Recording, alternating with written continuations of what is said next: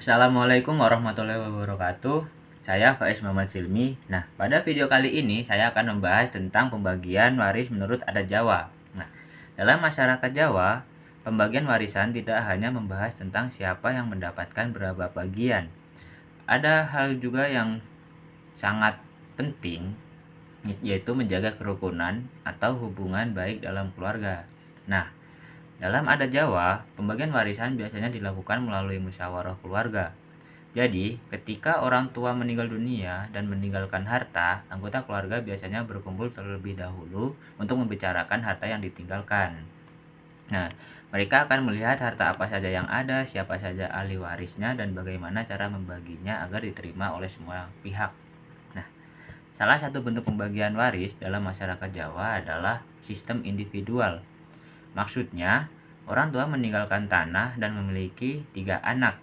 Nah, tanah tersebut dapat dibagi menjadi beberapa bagian sehingga setiap anak mendapatkan bagiannya masing-masing. Setelah dibagi, bagian tersebut menjadi hak masing-masing ahli waris. Namun, tidak semua harta itu bisa dibagikan begitu saja. Nah, misalnya orang tua meninggalkan sebuah rumah. Nah, rumah tentu tidak mudah dibagi menjadi beberapa bagian. Oleh karena itu, keluarga biasanya melakukan musyawarah.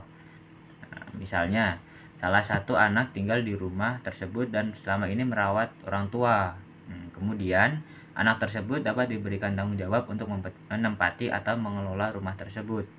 Sementara itu, ahli waris lainnya dapat mendapatkan bagian dari harta yang lain, seperti tanah, uang, atau harta yang lain. Nah, jadi pembagian warisan dalam masyarakat Jawa itu tidak selalu berarti semua harta harus dibagi secara fisik atau sama rata. Nah, hal yang lebih penting adalah adanya kesepakatan dan rasa adil di antara anggota keluarga. Selain harta yang dibagi secara individual, ada juga harta yang tetap dipertahankan sebagai milik keluarga. Contohnya adalah rumah atau tanah yang dianggap memiliki nilai penting bagi keluarga. Harta tersebut tidak langsung dijual atau dibagi, tetapi dapat digunakan atau dikelola bersama berdasarkan kesepakatan keluarga.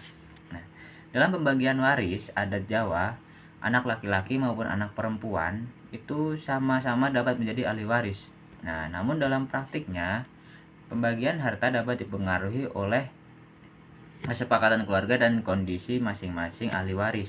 Misalnya, ada anak yang sudah memiliki rumah sendiri, sedangkan ada anak yang lain yang masih membutuhkan tempat tinggal. Ya, keluarga kemudian dapat bermusyawarah untuk menentukan bagian yang dianggap paling adil. Begitu juga dengan anak yang selama ini merawat orang tua. Tanggung jawab tersebut terkadang dapat menjadi pertimbangan dalam menentukan pengelolaan harta peninggalan. Namun, keputusan tersebut tetap harus dibicarakan dengan baik dan tidak boleh dilakukan secara sepihak. Oleh karena itu, musyawarah menjadi hal yang sangat penting dalam pembagian waris adat Jawa. Nah, dalam masyarakat Jawa ada nilai yang sangat kuat, yaitu menjaga kerukunan keluarga. Artinya, masalah harta jangan sampai membuat hubungan antar saudara menjadi rusak.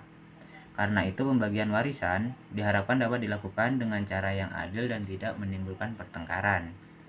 Kita juga perlu memahami bahwa masyarakat Jawa pada umumnya banyak yang beragama Islam. Oleh karena itu, dalam kehidupan sehari-hari, pembagian warisan juga dapat menggunakan ketentuan hukum waris Islam atau ilmu faraid. Nah, jadi ketika membahas waris adat Jawa, kita perlu melihat kondisi masyarakat dan kebiasaan yang berlaku di masing-masing daerah. Nah, jadi tidak semua keluarga Jawa memiliki cara pembagian warisan yang sama. Nah, ada keluarga yang membagi harta secara sama rata, ada juga yang membagi berdasarkan kesepakatan, dan ada juga yang tetap mempertahankan harta tersebut sebagai milik keluarga. Nah, jadi sederhananya, pembagian waris adat Jawa itu sangat menekankan pada musyawarah, keadilan, dan kerukunan keluarga. Nah, harta warisan dapat dibagi kepada masing-masing ahli waris. Nah, dapat dikelola bersama atau dapat diberikan kepada salah satu anggota keluarga untuk mengelola berdasarkan kesepakatan. Nah, jadi kesimpulannya, pembagian waris adat Jawa tidak hanya berbicara tentang harta dan bagian masing-masing ahli waris. Nah, lebih dari itu, pembagian warisan juga berkaitan dengan bagaimana keluarga tetap menjaga hubungan baik dan tidak terpecahkan karena masalah harta. Karena itu, musyawarah menjadi hal yang sangat penting dalam menyelesaikan pembagian warisan. Dengan adanya musyawarah, setiap anggota keluarga dapat menyampaikan pendapatnya dan keputusannya yang diambil diharapkan dapat diterima bersama.